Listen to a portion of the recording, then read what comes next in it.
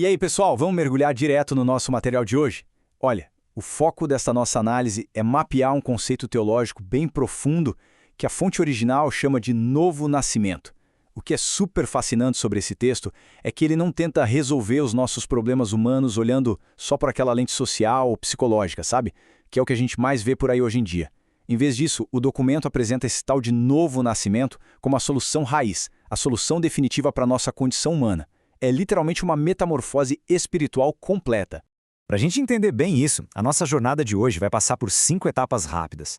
A gente começa com o DNA espiritual, depois vamos para a chave do receber, a semente da vida, damos uma olhada em alguns exemplos bíblicos práticos e fechamos com a grande transformação. Então, vamos dar o pontapé inicial com a parte 1, o DNA espiritual. O grande foco aqui é entender como se estabelece uma nova identidade. Agora pensem no nosso nascimento físico por um segundo. A gente já nasce com características genéticas, gênero, cor dos olhos, altura, tudo isso já vem ali codificado no nosso DNA natural, certo? Pois é, o que é realmente fascinante é que o texto usa exatamente essa mesma lógica para explicar o nascimento espiritual. A fonte argumenta que funciona com a mesmíssima precisão.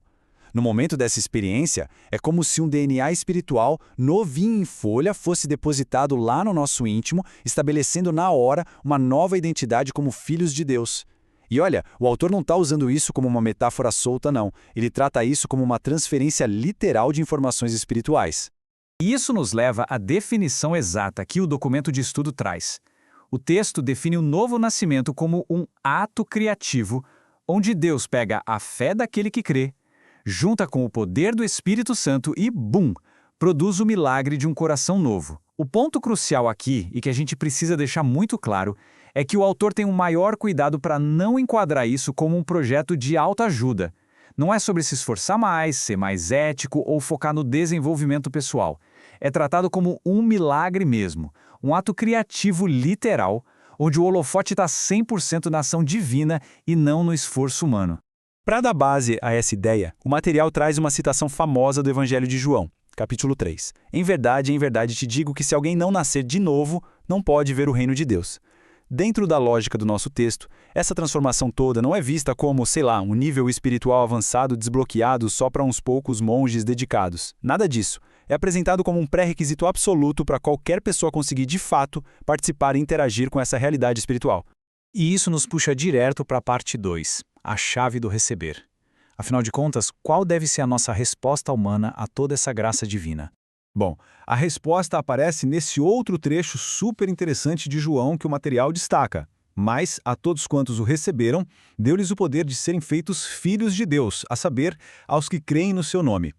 A gente tem que prestar muita atenção em 2 verbos-chave que a fonte analisa a fundo aqui: receber e crer.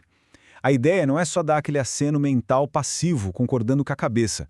O texto diz que a coisa exige um movimento, uma atitude totalmente intencional da nossa parte. E o autor é muito cuidadoso com as palavras aqui. Ele vai buscar a etimologia da palavra receber para virar a nossa perspectiva de cabeça para baixo. Olha só, o texto define receber como pegar com a mão, agarrar alguma coisa para usar, tomar posse com força. A gente normalmente pensa em receber como algo super passivo, né? Tipo, receber uma carta. Mas o documento mostra que não é ficar sentado esperando de braços cruzados. É assumir ativamente uma autoridade. É como se a gente estivesse reivindicando um direito legal que já é nosso. E o resultado imediato dessa atitude de agarrar é uma mudança de status que é impressionante. O documento aponta que, por meio desse processo, a gente deixa de ser simplesmente criação de Deus para receber legalmente a adoção de filhos dentro do que ele chama de família real divina. É enquadrado literalmente como um processo de adoção em cartório, sabe? Onde todos os direitos, a herança, o nome e o amor da família passam a pertencer a quem recebeu essa nova filiação. É uma mudança gigante de identidade. Já que a gente entendeu essa atitude, vamos para a parte 3, a semente da vida.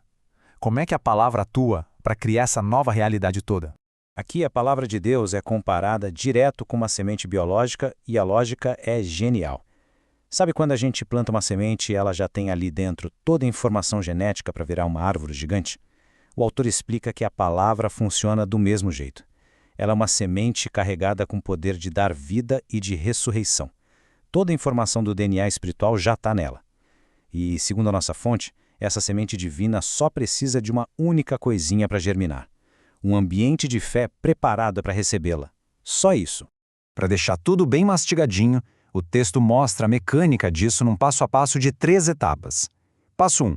Ouvir a palavra, que seria receber o testemunho de Deus. Passo 2. Esse ouvir gera, lá no fundo, aquele ambiente de fé que a gente acabou de falar. Passo 3. Com a semente plantada num solo receptivo, o Espírito Santo entra em cena para fazer o milagre e criar a nova vida. É um processo super bem estruturado que desmistifica completamente como esse milagre acontece por dentro. Mas e na prática, como é que isso rolou na história? Isso leva a gente para a parte 4, exemplos bíblicos. Vamos ver alguns estudos de caso do material. O autor faz uma comparação aqui que é simplesmente brilhante, colocando 2 atitudes totalmente opostas lado a lado. De um lado a gente tem o Nicodemos. Ele era um mestre da lei que tentou entender esse novo nascimento usando puramente a razão. Ele queria encaixar um milagre do espírito dentro da biologia e da lógica humana. Não deu muito certo. Do outro lado, o material traz a figura da Virgem Maria. Quando ela se deparou com uma promessa que era totalmente sobrenatural, ela não pediu um relatório científico. Ela só demonstrou uma disposição enorme de simplesmente receber. É o contraste perfeito, o intelecto tentando entender tudo versus o ambiente de fé perfeito. E a atitude considerada correta pela fonte diante de algo sobrenatural está resumida nestas palavras da Maria no livro de Lucas. Aqui está a serva do Senhor, que se cumpre em mim conforme a tua palavra. O texto coloca essa frase como a personificação perfeita daquela chave do receber que a gente falou agora há pouco. Ela não precisava entender cada engrenagem de como o milagre ia acontecer fisicamente. Ao aceitar a semente com fé, o milagre se tornou possível. O material ainda passa rapidinho por outros exemplos bem fortes para mostrar que esse padrão se repete. Ele fala de Jesus como o primeiro nascido do Espírito. Cita os apóstolos, que vivenciaram isso na pele no momento em que receberam o sopro do Espírito Santo. E, claro, tem um relato dramático de Paulo, lá no caminho de Damasco, que se rendeu a essa realidade quando reconheceu Jesus como Senhor. Todos esses casos mostram a mesmíssima coisa. A fé e a disposição de receber são o gatilho que dispara a ação espiritual. E assim a gente chega à nossa última parada, a parte 5, a grande transformação. Vamos ver quais são os resultados finais de tudo isso. De acordo com o documento, o primeiro baque, o primeiro impacto direto que a gente sente é a abertura dos olhos espirituais. Fazendo uma ponte com o que o apóstolo Paulo escreveu aos Coríntios, a fonte diz que essa nova visão permite que a gente comece a enxergar realidades e propósitos que ficam totalmente invisíveis para a mente puramente natural. É como ganhar um sentido extra, um radar novo. E é essa capacidade que permite que a gente tenha de fato uma intimidade verdadeira com o divino. Agora dá uma olhada no peso das palavras que o autor escolheu para essa tabela. Quando a gente vê essas 2 colunas, fica claro que ele não está falando de fazer uma listinha de resoluções de ano novo para ser alguém melhor. É uma inversão total. Repara nessas transições, sai da condenação e vai para o perdão. Das trevas para a luz, da morte para a vida, da miséria para a riqueza e da vergonha extrema para uma dupla honra. É a descrição de um resgate absoluto. É jogar fora o velho e instalar uma realidade nova e irrefutável. Então, para amarrar tudo que o documento nos trouxe, a verdadeira mudança exige nascer de Deus. A fonte é super categórica ao rejeitar essa nossa mania moderna de achar que basta se esforçar, fazer terapia e ler livros de autoajuda para se tornar bom o suficiente. A tese central é que qualquer tentativa de se autoaperfeiçoar por conta própria não dá conta do recado. O que resolve é uma metamorfose espiritual de ponta a ponta, que só pode ser ativada por aquele ambiente de fé que a gente discutiu. E para fechar a nossa análise de hoje, o autor lança uma provocação bem prática para tirar a gente da teoria. A pergunta é simples, mas pesada.